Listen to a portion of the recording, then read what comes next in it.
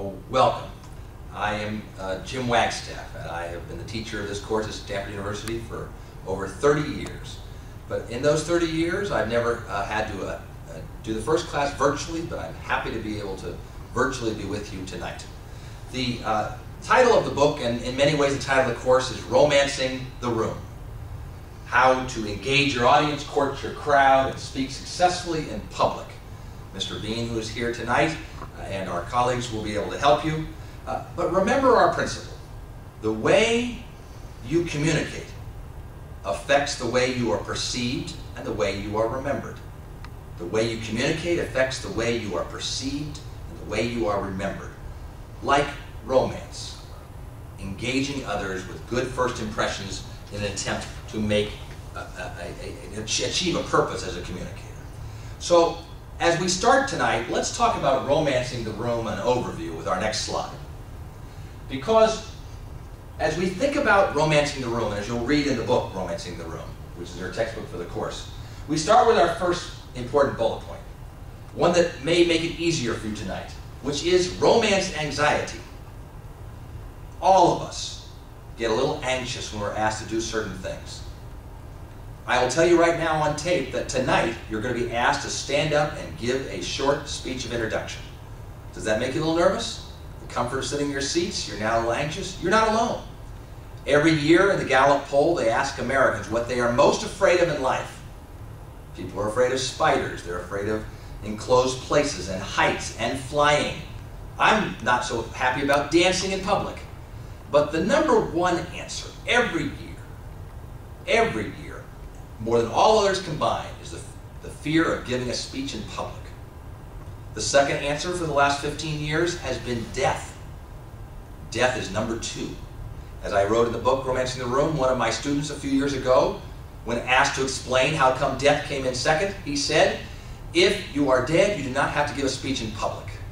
Therefore, we understand the anxiety. It's very, very natural. Someone in my class a few years ago did their speech entitled The Near Speech Experience. And they talked about how they were called upon to give a speech, and then they went into a black tunnel, and there was a light at the end of the tunnel, and the light only became clear when the teacher said, your time is up.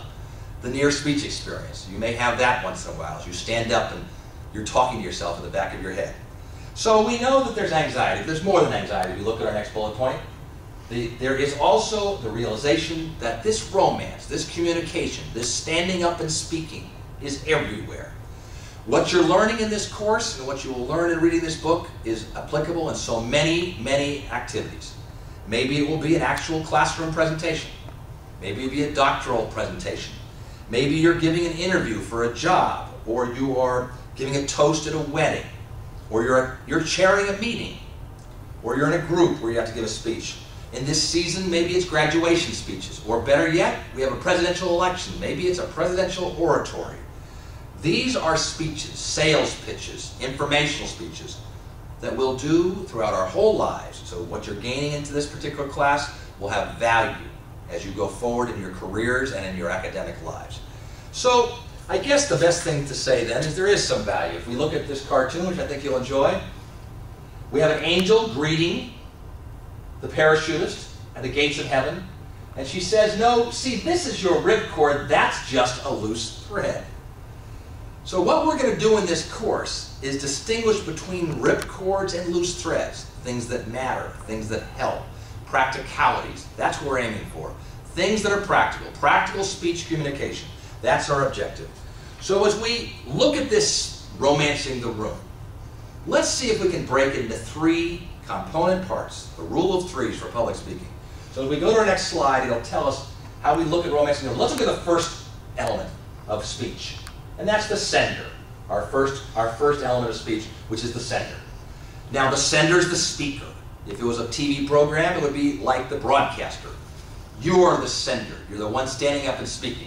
So if we look at our first element of sender then, just like in romance, first impressions matter. How you perceive someone upon initial meetings affects so very, very much how you will perceive them. Therefore, when we think about first impressions, we think about good introductions, good first impressions. I have a daughter who just graduated from high school. And as you can imagine, when she wanted to find out about her 2 new roommates when their names were given to her, she looked them up on Facebook. She has not yet met them, but she has an impression of them by the things they put on their Facebook. There was a study done at Boston University a few years ago. A particular professor had 2 sections of the same course. One section met in the morning, every day of the week. One section met in the afternoon, every day of the week.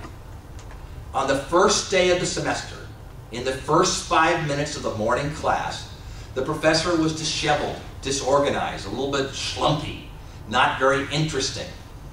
And then for the rest of that class period, and the rest of the semester, the teacher taught the course in exactly the same way he normally did. In the afternoon section of different students, same course, the first 5 minutes of the first day was exciting and organized and a humorous statement, and everything was working perfectly. He looked perfect. And then for the rest of the class and the rest of the semester, he taught the class as he always did. Now it comes time for the student evaluations at the end of the term. As you might imagine, although that's quite unusual, the morning classes' evaluations were far more negative than the afternoon classes. For all that happened was that the first 5 minutes of an entire semester course was either good or was bad. So first impressions matter. In addition, we have to look at one other thing for the center. In addition to first impressions, we look at the other bullet point, and that would be, of course, to look at, does the speaker have a purpose? This is so very important for romancing a room. What are you trying to do as a communicator? What's your purpose? Why are you doing this? Let's have a very important first rule of public speaking. Speech is purposeful behavior. The Greeks tell us there are 3 basic purposes. There is the purpose to inform, to ask the audience to learn. There is the purpose to persuade, to ask the audience to be moved to a point of view or to reaffirm a point of view. And lastly, to